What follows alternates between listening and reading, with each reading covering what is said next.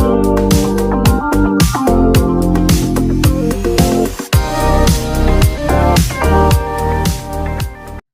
semua, tuan-tuan dan puan, selamat datang ke channel Fels Lifestyle.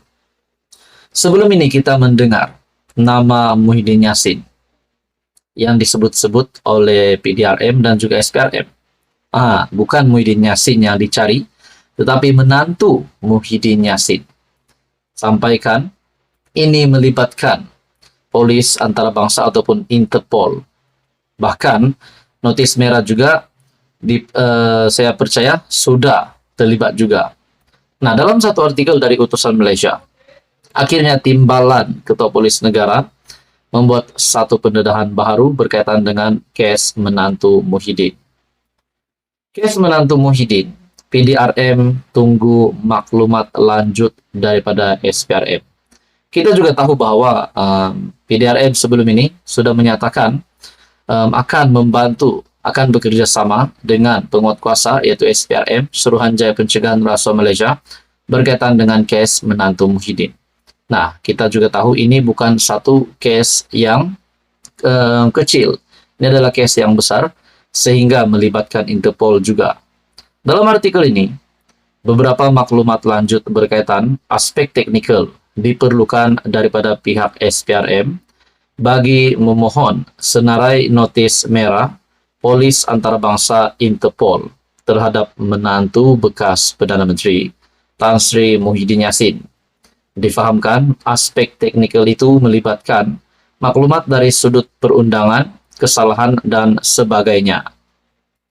Timbalan Ketua Polis Negara Datuk Seri Ayub Han Maidin Pichai berkata, pihaknya setakat ini sedang menunggu beberapa maklumat sebelum menghantar permohonan kepada Interpol. Beberapa aspek teknikal maklumat diperlukan yang sedang kita tunggu berkaitan permohonan tersebut.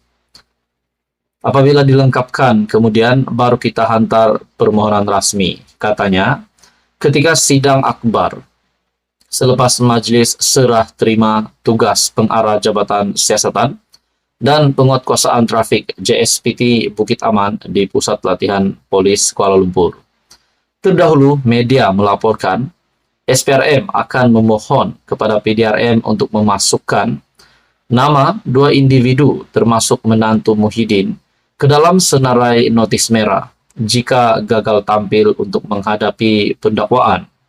Datuk Seri Muhammad Adlan Berhan, 48 tahun, dan Mansor Saad, 69 tahun, dikehendaki tampil ke SPRM bagi tujuan pendakwaan kes rasuah dan penyelewengan berhubung projek berkaitan pendakwaan, pengambilan serta penyimpanan biometrik pekerja asing di sebuah kementerian.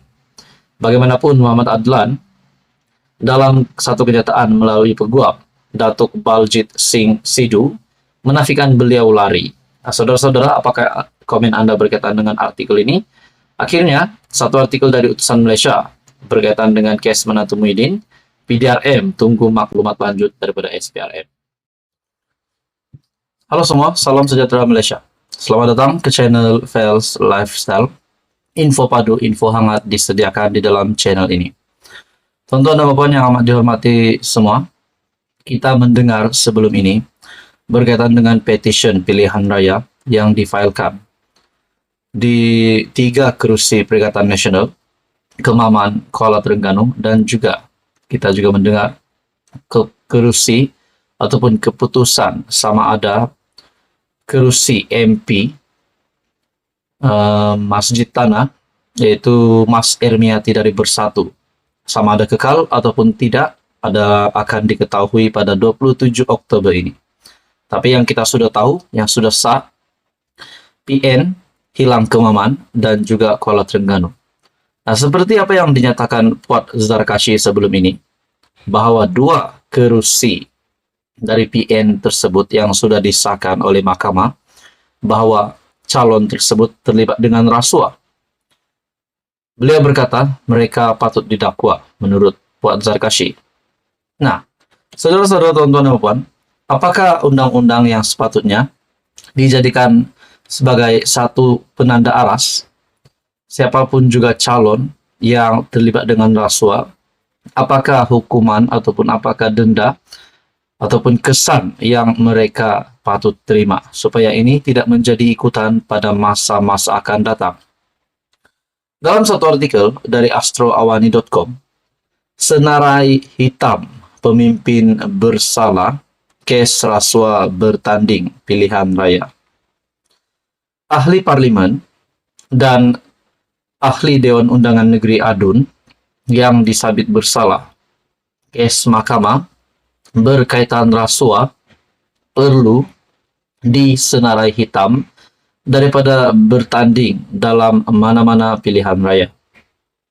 Pengerusi rasuah Bastes Negeri Selangor, Wilayah Persekutuan dan Putrajaya, Profesor Dr. Hamdan Daniel berkata, penguatkuasaan larangan itu bagi memastikan wakil rakyat yang dipilih nanti dapat melaksanakan tugas dengan jujur dan amanah.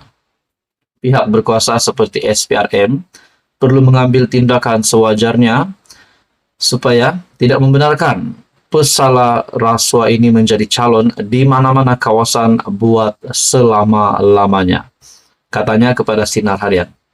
Pengerusi rasuah Bastes Negeri Selangor membuat kenyataan bahwa ataupun cadangan bahwa mana-mana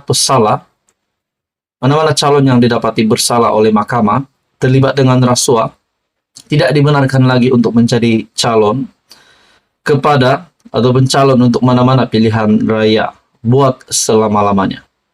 Nah, saudara-saudara, adakah apa yang dicadangkan oleh pengerusi rasuah Bastes Negeri Selangor ini adalah satu cadangan yang amat relevan dan perlu diterima oleh orang ramai, supaya calon itu tidak lagi dapat bertanding, dan ini menjadi amaran dan juga pengajaran kepada semua yang berhasrat untuk menjadi calon pada mana-mana pilihan raya supaya tidak terlibat dengan rasuah.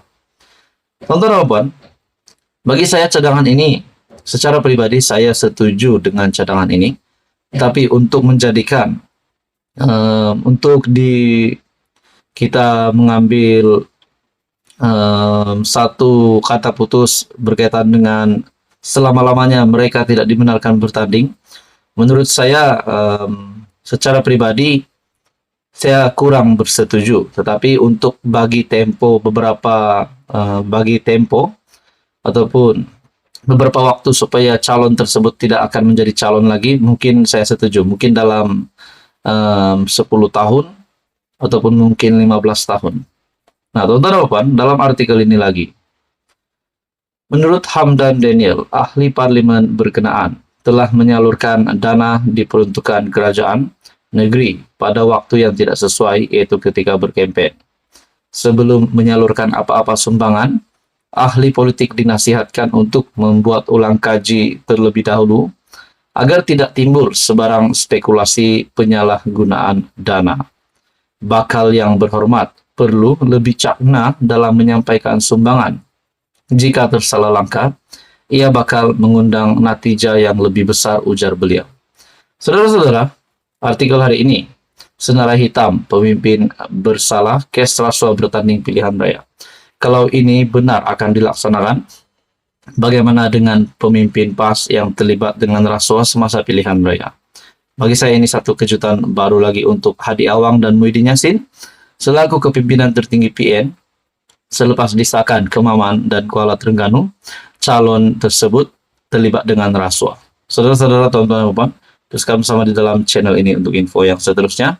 Mohon jasa baik Anda untuk bantu channel ini dengan menekan butang like, share, dan juga subscribe.